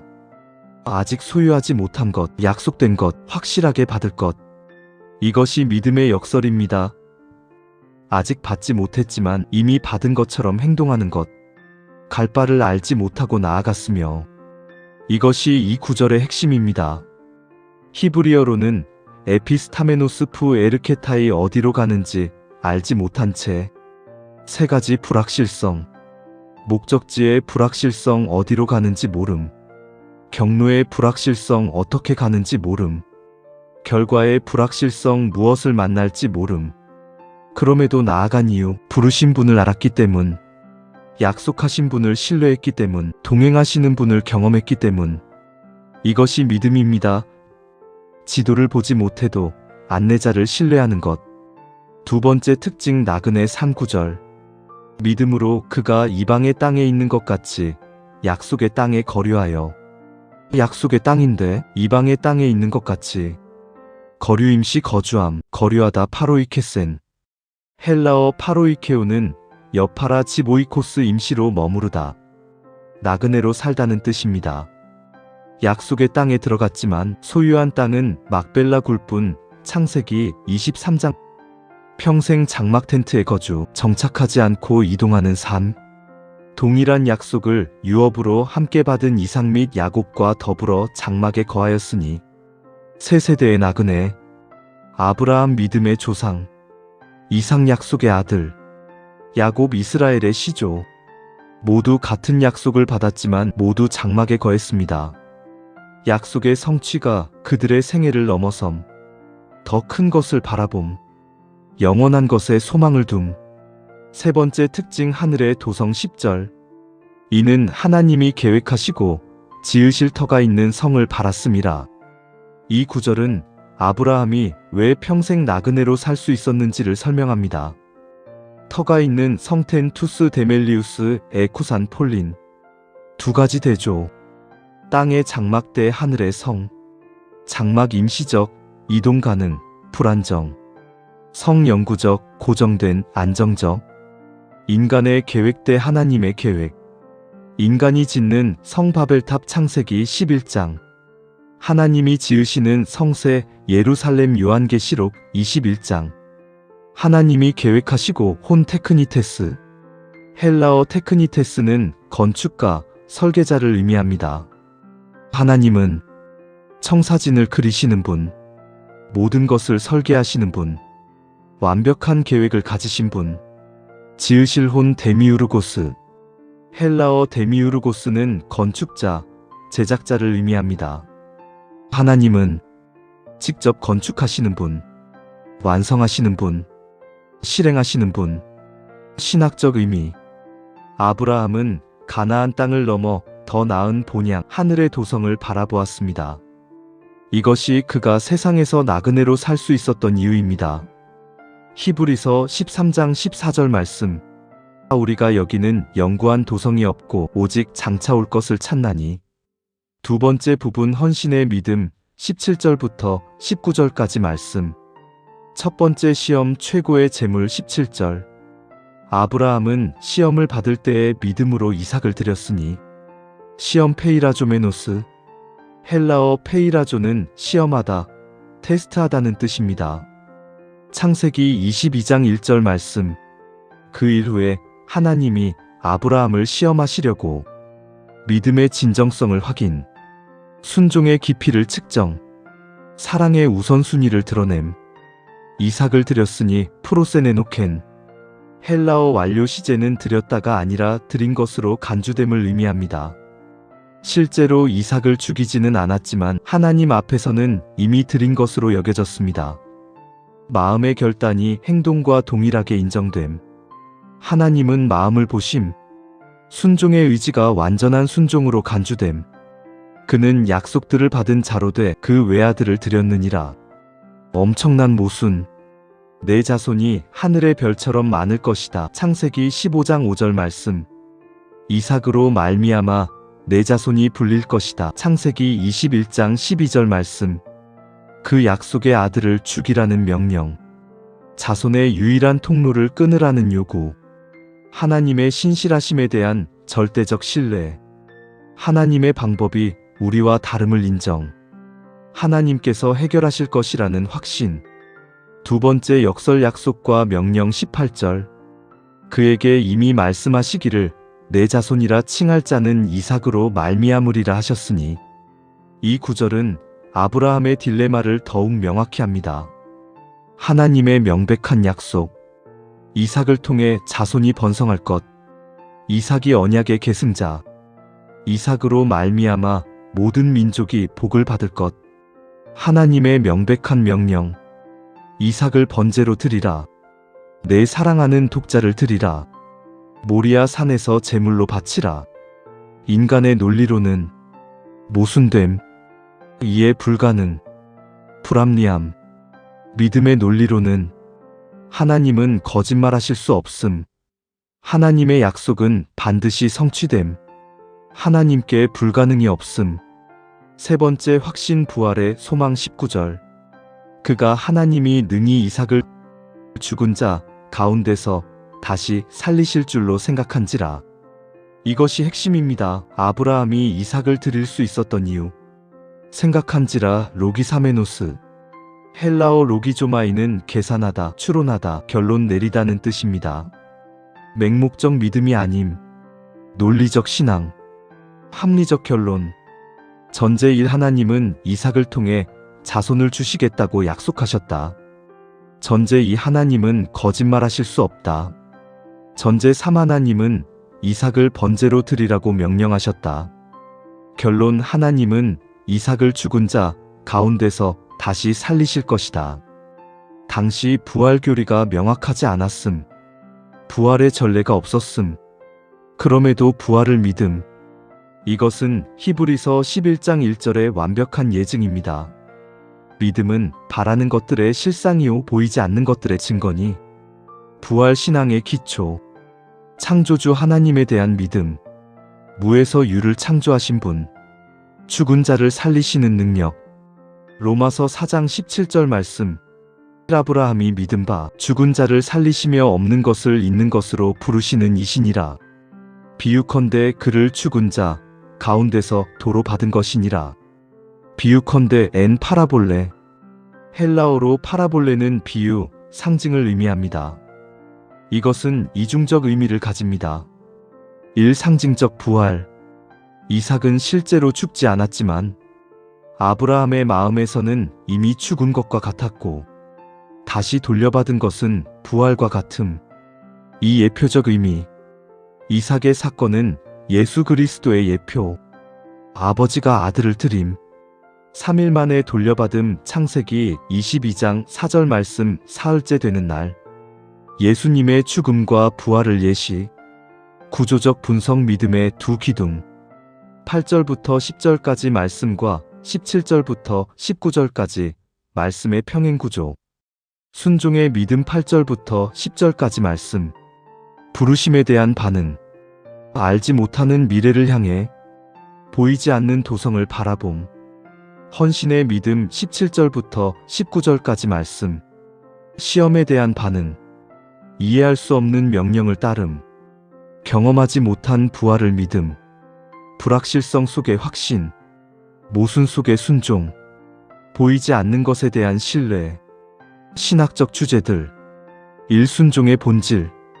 즉각적 지체하지 않음. 완전함 조건을 달지 않음. 지속적 평생 이어짐.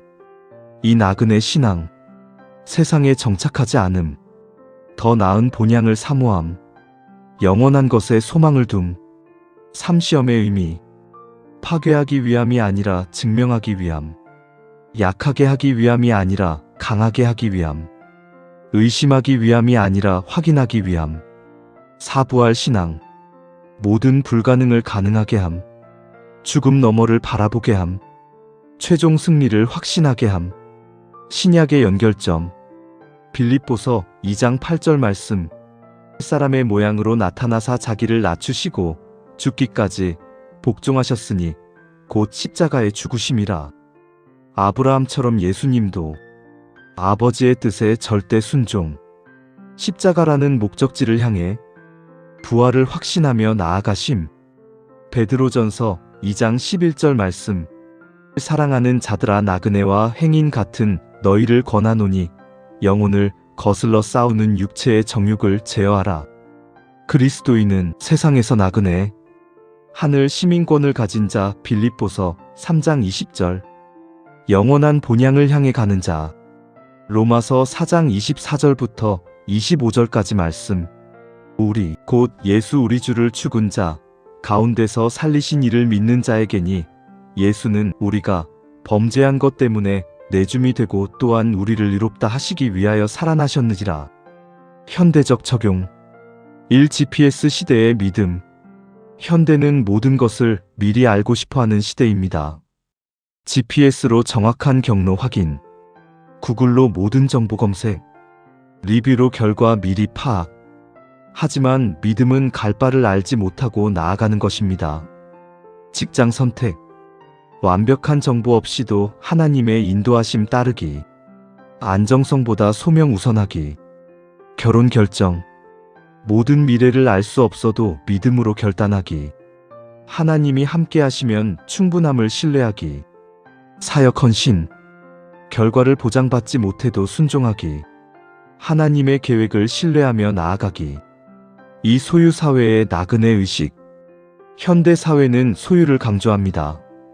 내 집 마련, 재산 축적, 안정적 정착, 물질관, 소유자가 아닌 청지기, 축적이 아닌 나눔, 집착이 아닌 자유, 인생관, 이 땅이 전부가 아님, 영원한 것에 투자하기, 하늘의 가치 추구하기, 우선순위, 세상의 성공보다 하나님 나라, 땅의 보화보다 하늘의 보화, 보이는 것보다 보이지 않는 것, 삼통제 욕구 시대의 헌신. 현대인은 모든 것을 통제하려 합니다. 계획대로 되어야 함, 예상 밖의 상황 거부, 리스크 최소화. 하지만 아브라함은 가장 소중한 것을 드렸습니다. 자녀. 내 계획이 아닌 하나님의 뜻, 내 꿈이 아닌 하나님의 계획. 놓아드리는 믿음. 시간. 내 스케줄보다 하나님의 인도. 효율성보다 순종. 편리함보다 충성. 재능. 내 성공을 위해서가 아니라 하나님의 영광을 위해 최고의 것을 드리기. 사절망 상황의 부활 소망. 현대인이 직면하는 죽은 것 같은 상황들. 불치병 진단, 파산 위기, 관계 파탄, 사역 실패. 아브라함처럼 우리도 고백할 수 있습니다. 하나님은 죽은 것을 다시 살리실 수 있다. 교회 공동체에서의 적용. 일순종하는 교회. 아브라함처럼 교회도 하나님의 부르심에 즉각 반응하는 교회. 안전지대를 떠나는 교회. 새로운 것을 시도하는 교회. 선교지 개척 갈 바를 알지 못해도, 새로운 사역 시작 결과를 보장받지 못해도, 믿음의 모험 계산이 맞지 않아도, 이 나그네 공동체. 건물에 집착하지 않는 교회. 형식에 얽매이지 않는 교회. 변화를 두려워하지 않는 교회. 최고의 것을 드리는 교회. 최고의 시간 주의를 거룩하게. 최고의 재능 은사를 사역에. 최고의 물질 11조와 헌금. 사부할 신앙의 공동체. 죽은 것 같은 교회를 위해 불가능해 보이는 상황에서도 하나님의 부활 능력 믿음. 새로운 역사 기대함. 죽을 것 같던 교회가 부흥함. 떠났던 성도들이 돌아옴. 포기했던 사역이 회복됨. 개인 영성에서의 적용. 일매일의 순종 훈련. 아침 선포. 오늘 주님께서 나를 어디로 인도하시든 갈 바를 알지 못해도 순종하겠습니다. 말씀 읽다가 마음에 와닿는 것 즉시 순종. 성령의 음성 들으면 지체하지 않고 따름. 작은 순종부터 연습하기. 이 나그네 의식 유지. 내가 집착하고 있는 것은 무엇인가? 영원한 관점에서 중요한 것은 무엇인가? 물질을 가볍게 주기. 관계를 하나님께 맡기기. 계획을 열린 손으로 드리기. 삼이삭 드리기. 내 인생의 이삭은 무엇인가? 가장 사랑하는 것. 포기할 수 없다고 생각하는 것. 하나님보다 더 의지하는 것. 드리는 연습. 단계 1 인식. 내 우상이 무엇인지 발견하기. 단계 2 결단. 그것을 하나님께 드리기로 작정. 단계 3 행동. 구체적으로 손에서 놓기. 단계 4 신뢰. 하나님께서 채우실 것을 믿기. 4 부활의 눈으로 보기. 기도가 죽은 것 같을 때, 은혜가 메마른 것 같을 때, 하나님은 다시 살리실 수 있다. 회복 불가능해 보이는 관계. 상처로 끊어진 관계. 하나님은 치유하시고 회복하신다. 실패로 끝난 것 같은 꿈. 나이와 환경에 막힌 계획. 하나님은 때가 되면 이루신다. 실천적 도구들. 일순종 일기. 매일 기록하기. 오늘 하나님께서 무엇을 명령하셨는가? 나는 어떻게 반응했는가? 순종의 결과는 무엇이었는가? 이 나그네 점검표. 매주 점검하기. 이번 주에 세상에 무엇에 집착했는가? 영원한 것에 얼마나 투자했는가? 하늘의 가치를 얼마나 추구했는가? 삼원신 목록. 작성하기. 하나님께 드려야 할 이삭들. 우선순위 1 가장 소중한 것부터. 기도 하나하나 하나님께 드리며 기도. 4 부활 선포문. 외우고 선포하기. 하나님은 죽은 것을 살리시는 분이시다. 내 삶의 죽은 영역들도 하나님의 부활 능력으로 다시 살아날 것을 믿는다. 세상 가치관과의 구별점. 세상의 가치관. 모든 것을 알고 통제해야 안전하다. 소유하고 정착해야 성공이다. 소중한 것은 절대 내려놓지 말라. 죽은 것은 끝이다. 믿음의 가치관. 모르는 상태에서도 하나님을 신뢰한다. 나그네로 살며 영원한 것을 바란다. 가장 소중한 것도 하나님께 드린다. 하나님은 죽은 것을 살리신다. 간증과 적용 사례. 사례 일갈 바를 알지 못하고 안정적인 직장을 그만두고 선교사로 나간 부부. 어디로 갈지 어떻게 살지 알지 못했지만 하나님께서 매 순간 인도하셨고 지금은 많은 영혼을 섬기고 있습니다. 사례 2. 장막에 거하며 큰 집을 팔고 작은 집으로 이사한 가정. 세상 사람들은 이해하지 못했지만 그 차액으로 선교와 구제에 헌신했고 하늘의 상급을 쌓고 있습니다. 사례 3. 이삭을 드리고 의대생 아들이 신학교에 가겠다고 했을 때 부모는 모든 기대를 내려놓고 축복했습니다. 지금 그 아들은 많은 영혼을 살리는 목회자가 되었습니다.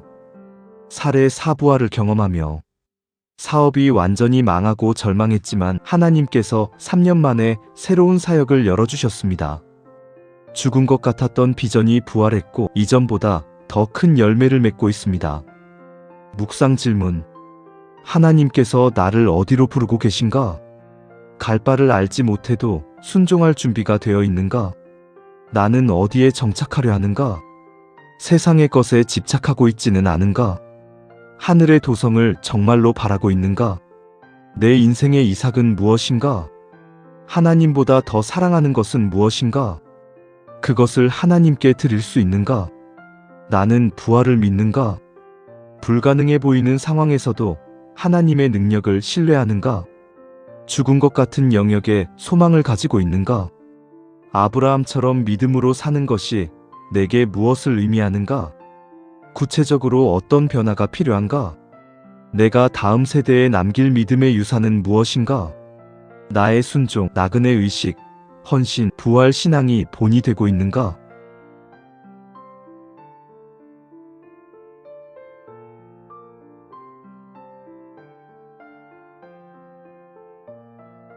마무리 기도. 믿음의 조상 아브라함을 부르신 하나님, 오늘 말씀을 통해 참된 믿음이 무엇인지 깨닫게 하시니 감사합니다. 아브라함처럼 주님의 부르심에 즉각 순종하는 믿음을 주옵소서. 갈 바를 알지 못해도 주님을 신뢰하며 나아가게 하옵소서. 이 세상에서 나그네처럼 살게 하옵소서. 세상의 것에 정착하지 않고 하늘의 도성을 바라보게 하옵소서. 보이는 것에 집착하지 않고 영원한 것에 소망을 두게 하옵소서.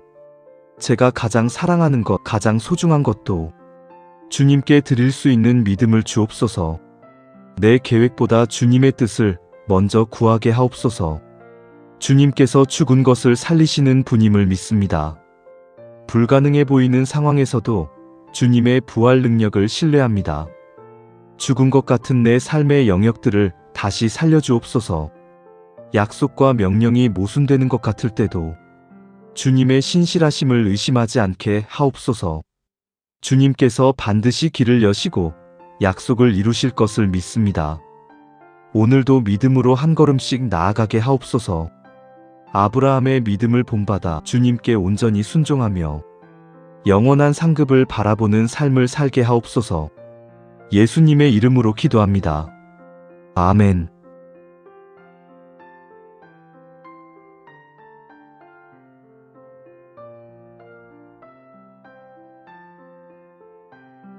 믿음은 갈 바를 알지 못해도 나아가는 것입니다. 하나님을 신뢰하기에 불확실성도 두렵지 않습니다. 믿음은 이 땅에서 나그네로 사는 것입니다. 영원한 본향을 바라보기에 세상의 것에 집착하지 않습니다. 믿음은 가장 소중한 것도 드리는 것입니다. 하나님께서 채우실 것을 알기에 놓아드릴 수 있습니다. 믿음은 죽은 것도 살리시는 하나님을 신뢰하는 것입니다. 불가능도 가능하게 하시기에 소망을 잃지 않습니다. 오늘도 아브라함의 믿음으로 하나님만을 의지하며 나아가는 복된 하루 되시길 바랍니다. 믿음으로 사는 자에게는 반드시 하나님의 약속이 성취됩니다.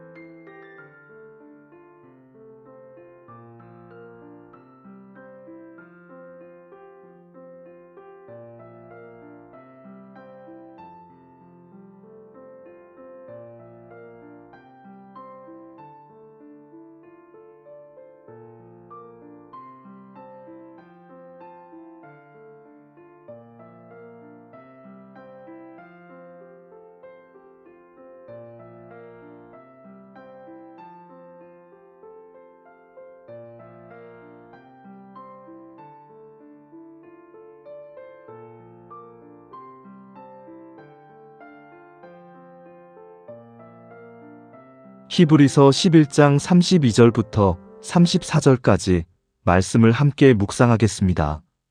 믿음의 영웅들이 어떻게 불가능을 가능으로 바꾸었는지, 어떻게 연약함을 강함으로 변화시켰는지를 보여주는 놀라운 말씀입니다. 믿음이 우리 삶에서 구체적으로 어떤 능력을 발휘하는지를 생생하게 증거합니다. 마음을 열고 하나님의 음성에 귀를 기울여 보시기 바랍니다. 32절 내가 무슨 말을 더하리요? 기드온, 바락, 삼손, 입다와 다윗 및 사무엘과 선지자들의 일을 말하려면 내게 시간이 부족하리로다. 33절 그들은 믿음으로 나라들을 이기기도 하며 의를 행하기도 하며 약속을 받기도 하며 사자들의 입을 막기도 하며 34절 불의 세력을 멸하기도 하며 칼날을 피하기도 하며 연약한 가운데서 강하게 되기도 하며 전쟁에 용맹되어 지방 사람들의 진을 물리치기도 하며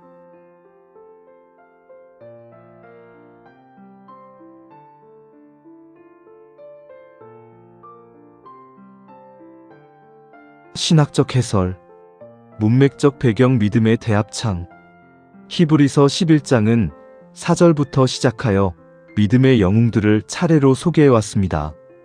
아벨, 에녹, 노아, 아브라함, 이삭, 야곱, 요셉, 모세까지 개별적으로 상세히 다루었습니다. 그러나 32절부터는 분위기가 바뀝니다.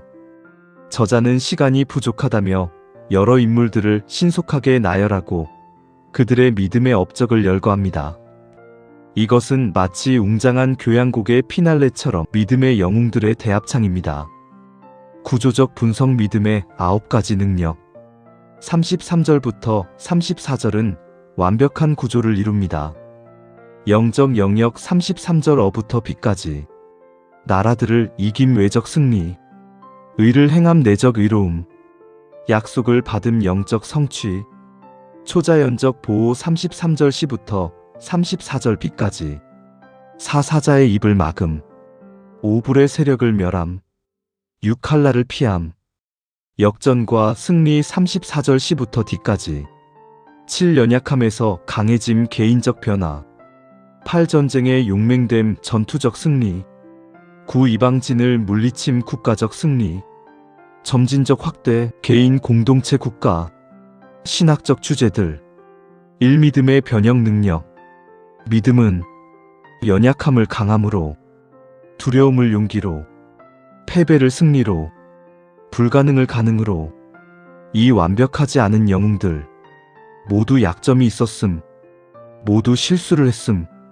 하지만 믿음으로 위대해짐 3 하나님의 능력 대 인간의 연약함 기드온 많은 군대 적은 군대 승리 삼손 힘 연약함 더 큰 승리 다윗 목동 왕 하나님의 사람 4 믿음의 다양한 표현 믿음은 다양하게 나타납니다.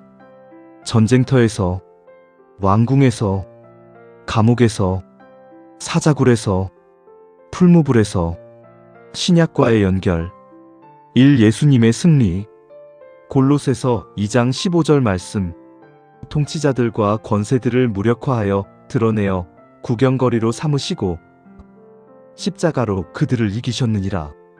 이 성도들의 전쟁. 에베소서 6장 12절 말씀. 우리의 씨름은 혈과 육을 상대하는 것이 아니요 고린도후서 10장 4절 말씀. 우리의 싸우는 무기는 육신에 속한 것이 아니요 삼약함 속의 강함. 고린도후서 12장 10절 말씀. 내가 약할 그때의 강함이라. 빌립보서 4장 13절 말씀. 내게 능력 주시는 자 안에서 내가 모든 것을 할 수 있느니라. 최종 승리. 요한계시록 12장 11절 말씀. 그들이 어린 양의 피와 자기들이 증언하는 말씀으로써 그를 이겼으니. 적용과 묵상. 현대적 적용. 1. 불완전함 속의 소명. 두려움과 의심을 가짐. 과거의 실수가 있음. 현재의 약점이 있음. 하나님은 불완전한 우리를 사용하심. 약점에도 불구하고 믿음으로 부르심. 연약함이 하나님의 능력을 드러내는 통로. 나는 부족해라는 핑계를 버리고 하나님은 능하시다는 믿음으로 나아가기. 이 현대의 나라들. 오늘날 우리가 이겨야 할 나라들. 물질주의의 왕국, 세속주의의 제국, 상대주의의 문화, 개인주의의 풍조, 성경적 가치관으로 무장, 기도로 영적 전투, 말씀으로 분별, 성령의 능력으로 승리. 3현대의 사자굴. 오늘날의 위협들. 직장에서의 부당한 압력, 신앙 때문에 받는 차별, 세상의 조롱과 박해. 타협하지 않기. 하나님께 기도하기. 결과를 하나님께 맡기기. 4현대의 풀무불. 뜨거운 시험들. 질병과 고통. 경제적 위기. 관계의 파탄. 사역의 실패. 하나님이 구원하실 것을 믿기. 그렇지 않더라도 순종하기. 다니엘 3장 18절 말씀. 고난 중에도 하나님을 찬양하기. 5. 연약함에서 강함의 원리. 능력 부족, 자원 부족, 경험 부족. 나의 연약함이 하나님의 기회. 불가능해 보일 때 기적이 시작됨. 끝난 것 같을 때 하나님이 일하심. 교회 공동체에서의 적용. 1. 다양한 은사, 하나의 믿음. 기드온, 삼손, 다윗, 사무엘은 각각 달랐지만 모두 믿음으로 하나님을 섬김. 각자의 방식으로 하나님께 쓰임받음. 다양한 은사를 가진 지체들. 각자의 방식으로 섬김. 하나의 믿음으로 연합. 이 실패한 자들도 환영하는 공동체. 모두 실패를 경험함. 모두 연약함이 있었음. 교회는 실패해도 다시 일어서는 곳. 연약함을 인정하고 서로 격려하는 곳. 3. 영적 전쟁을 치르는 교회. 복음으로 세상을 이김. 기도로 영적 진을 무너뜨림. 사랑으로 악을 이김. 구체적 실천. 중보기도 모임. 전도와 선교. 사회정의 실현. 4세대를 잇는 믿음의 유산. 32절의 인물들. 서로 다른 시대, 서로 다른 배경, 하지만 하나의 믿음. 교회도 장년과 청년, 부모와 자녀, 세대를 넘어 믿음 전수. 개인 영성에서의 적용. 일매일의 나라들 이기기. 아침, 나태함의 나라 대 부지런함. 게으름의 나라 대 순종. 믿음으로 일어나 하나님을 만나기. 낮, 거짓말의 나라 대 정직. 탐욕의 나라 대 만족. 믿음으로 일을 행하기. 저녁, 불평의 나라 대 감사. 걱정의 나라 대 평안. 믿음으로 하나님께 맡기기. 인내 안에 사자 물리치기. 두려움의 사자, 의심의 사자, 분노의 사자. 물리치는 법. 말씀으로 입을 막기. 기도로 능력 입기. 3. 나의 연약함 인정하기. 단계 1. 인식. 내 약점이 무엇인지 정직하게 보기. 숨기거나 부인하지 않기. 단계 2. 고백. 하나님께 솔직히 고백하기. 저는 연약합니다. 단계 3. 의지. 하지만 주님은 강하십니다. 하나님의 능력을 구하기. 단계 4 경험. 연약함 속에서 하나님의 강함 체험. 불가능한 것이 가능해지는 기적. 4 작은 승리들의 축적. 큰 승리는 작은 승리들로 시작됩니다. 오늘 작은 유혹 하나 이기기. 작은 순종 하나 실천하기. 작은 믿음 하나 고백하기. 이번 주 매일의 작은 승리들. 축적되는 믿음. 자라는 영성. 이번 달 습관이 되는 승리. 성품이 되는 믿음. 삶이 되는 순종. 이번에 돌아보면 놀라운 변화. 연약했던 영역이 강해짐. 하나님의 신실하심 경험. 실천적 도구들. 1. 승리 일기. 매일 기록하기. 2. 믿음의 영웅 묵상.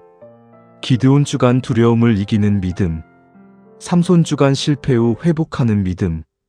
다윗 주간 하나님 마음에 합한 믿음. 3. 약점 변화 프로젝트. 3개월 집중 기도. 첫 달 현재 상태. 둘째 달 작은 변화들. 셋째 달 놀라운 변화. 4. 영적 전쟁 체크리스트. 말씀 무장 매일 성경 읽기. 기도의 용사 중보기도 목록. 성령 충만 순종과 헌신. 공동체 연합 교회 출석과 섬김. 세상 가치관과의 구별점. 세상의 가치관. 강한 자만 이긴다. 완벽해야 쓰임받는다. 약점은 숨겨야 한다. 인간의 능력으로 해결한다. 믿음의 가치관. 믿음 있는 자가 이긴다. 불완전해도 하나님이 사용하신다. 약점이 하나님의 능력을 드러낸다. 하나님의 능력으로 불가능을 이긴다. 간증과 적용 사례. 사례 1현대의 기드온. 300명이 아닌 30명의 작은 교회, 하지만 믿음의 기도로 지역을 변화시킴. 숫자가 아니라 믿음이 중요함을 증명. 사례 2현대의 다니엘. 직장에서 불이한 명령을 거부했을 때 해고될 것 같았지만 오히려 진실성을 인정받아 승진함. 사례 3현대의 새 친구. 사업이 완전히 망했지만 풀무불. 하나님께 기도하며 포기하지 않음. 3년 후 더 큰 축복으로 회복됨. 사례 4 연약함에서 강함. 중병으로 사역을 내려놓아야 했지만 그 연약함 속에서 더 깊이 하나님을 경험함. 치유 후 더 강력한 사역자가 됨. 묵상 질문. 내가 이겨야 할 나라들은 무엇인가? 구체적으로 어떤 영역인가? 나는 나의 약점과 실패를 어떻게 대하는가? 숨기고 부인하는가? 인정하고 하나님께 의지하는가? 내 인생에서 연약함이 강함이 된 경험이 있는가? 그때 하나님은 어떻게 일하셨는가? 지금의 연약함도 그렇게 될 수 있는가? 나는 어떤 사자굴이나 풀무불을 직면하고 있는가? 타협하려는 유혹은 없는가? 하나님의 보호하심을 신뢰하는가? 내가 본받고 싶은 믿음의 영웅은 누구인가? 그의 어떤 믿음을 배우고 싶은가? 나의 승리를 통해 다음 세대에 무엇을 보여줄 것인가?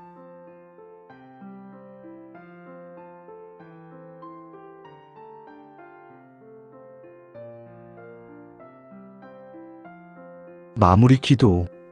믿음의 주요 온전하게 하시는 예수님, 오늘 말씀을 통해 믿음의 능력을 깨닫게 하시니 감사합니다. 기드온, 바락, 삼손, 입다, 다윗, 사무엘, 그리고 수많은 선지자들처럼 저도 믿음으로 살아가기를 원합니다. 그들이 완벽하지 않았지만 주님께 쓰임받은 것처럼 저의 불완전함에도 불구하고 저를 사용해 주옵소서. 제가 이겨야 할 나라들이 있습니다. 믿음으로 그것들을 이기게 하옵소서. 제가 행해야 할 의가 있습니다. 세상의 기준이 아닌 주님의 기준으로 살게 하옵소서. 제가 경험해야 할 약속들이 있습니다. 주님의 신실하심을 날마다 경험하게 하옵소서. 사자들의 입과 같은 위협 앞에서도 주님의 보호하심을 신뢰하게 하옵소서. 불의 세력과 같은 뜨거운 시험 중에도 주님께서 함께 하심을 믿게 하옵소서. 칼날과 같은 위험에서도 주님께서 지키시는 것을 확신하게 하옵소서. 무엇보다 저의 연약함을 인정합니다. 하지만 그 연약함이 주님의 강함을 드러내는 통로가 되게 하옵소서. 제가 약할 때 주님께서 강하심을 경험하게 하옵소서. 전쟁터 같은 세상에서 용맹한 믿음의 전사가 되게 하옵소서. 이방 사람들의 진과 같은 악한 세력을 믿음으로 물리치게 하옵소서. 오늘도 믿음으로 승리하는 삶을 살게 하옵소서. 모든 영광을 주님께만 돌리는 자가 되게 하옵소서. 예수님의 이름으로 기도합니다. 아멘.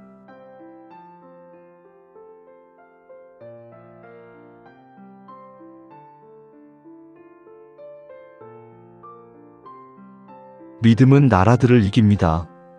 불가능해 보이는 대적도 믿음 앞에서는 무너집니다. 믿음은 연약함을 강함으로 바꿉니다. 내가 약할 때 하나님께서 강하게 하십니다. 믿음은 사자의 입도, 불의 세력도, 칼날도 두렵지 않게 합니다. 하나님께서 보호하시기 때문입니다. 완벽하지 않아도 괜찮습니다. 하나님은 믿음 있는 자를 사용하십니다. 오늘도 히브리서 11장의 영웅들처럼 믿음으로 한 걸음 나아가시기 바랍니다. 연약함을 인정하고 하나님의 강함을 의지하며 불가능을 가능으로 바꾸는 믿음의 기적을 경험하시길 바랍니다. 믿음의 승리가 당신과 함께 하시기를 축복합니다.